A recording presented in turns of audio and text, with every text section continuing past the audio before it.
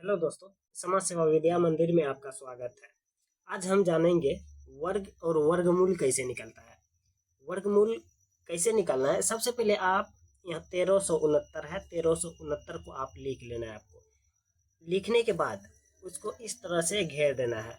घेरने के बाद यहाँ पर देखिए दो दो संख्या में विभाजित कर लीजिए।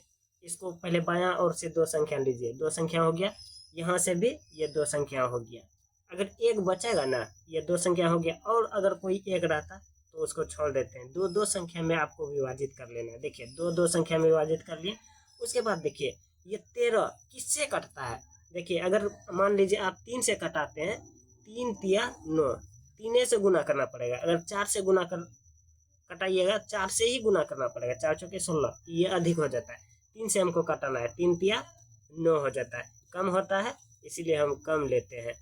4 चौके 16, 4 ज़्यादा हो जाता है इसलिए क्या लिए हैं, 3 लिए, 3 तिया 9 लिए हैं। 13 में 9 गया, 4 हुआ, फिर यहाँ 6 और 9 जो बचा है उसको लिख लिए। बाकी ये अगर क्या हुआ है, शेष बचा है, इसको छोड़ के और दो गो संख्या यहाँ से हम यहाँ उठा के रख दिए। उठा के रखने के बाद अब देखिए यहाँ पर क्या काम करना है। यहाँ पर क्या करें, यहाँ 3 से आप कटा है ना, यहाँ 3 को और जोड़ दीजिए। 3 3 कितना हो गया, 6 हो गया। अब यहाँ आप क्या रखेंगे जो कि 469 हो जाएगा दोस्तों।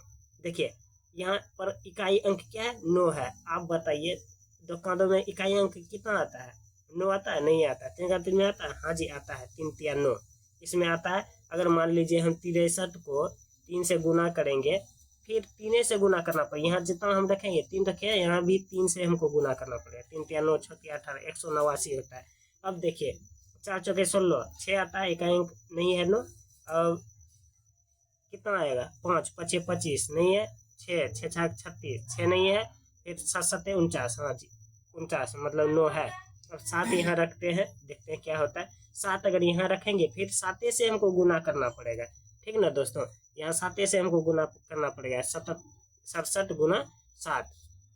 यहाँ पर देखिए कितना होता है, 7 7 49, हासिल 4, 7 42, 4 46। देखिए दोस्तों यहाँ पर हो गया। अगर 7 रखेंगे तो 67 से मेरा 7 बार में कट जाएगा 469। तो मेरा आंसर क्या हो गया दोस्तों, वर्गमूल 37 हो गया मेरा वर्गमूल। ये रहा मेरा आंसर दोस्तों। अब आते हैं दूसरा प्रश्न पर। दूसरा प्रश्न देखिए दोस्तों क्या है कि 16,900 का वर्गमूल क्या होगा। 16,900 का वर्गमूल, सबसे पहले 16,900 को लिखना है। लिखने के बाद इसको ऐसे घेर देना है। घेरने के बाद क्या करना है दोस्तों, इसको कि यहाँ पर देखिए दो दो अंक में आप विभाजित कर दीजिए। देखिए 2 अंक में विभाजित किए, 2 अंक में विभाजित किए, बच गया दोस्तों 1। अब पहले 1 का काम करना है। 1 देखिए 1 का वर्गमूल क्या होता है, 1 से कटेगा दोस्तों, 1 एकम 1। अगर 1 यहाँ 1 से कटाएंगे, 1 कैसे गुना करना पड़ेगा, 1 एकम 1 हुआ। यहाँ पर क्या करेंगे, 1 एकम 1 हो गया। देखिए 1 में 1 गया, 0 बचा, कुछ में बचा। अब हम यहाँ क्या बोले हैं, यहाँ अगर 1 है तो यहाँ भी 1 से आप जोड़ना पड़ेगा आपको। 1 1 कितना हुआ दोस्तों, 2 हो गया, 2 हुआ। अब 2 गो संख्या को आप यहाँ उतारिए, 69 हुआ, 69। आप देखिए यहाँ पर क्या बोले हैं, इकाई अंक 9 है तो किस में आता है, तो कंदों में नहीं आता है, 3 में आता है।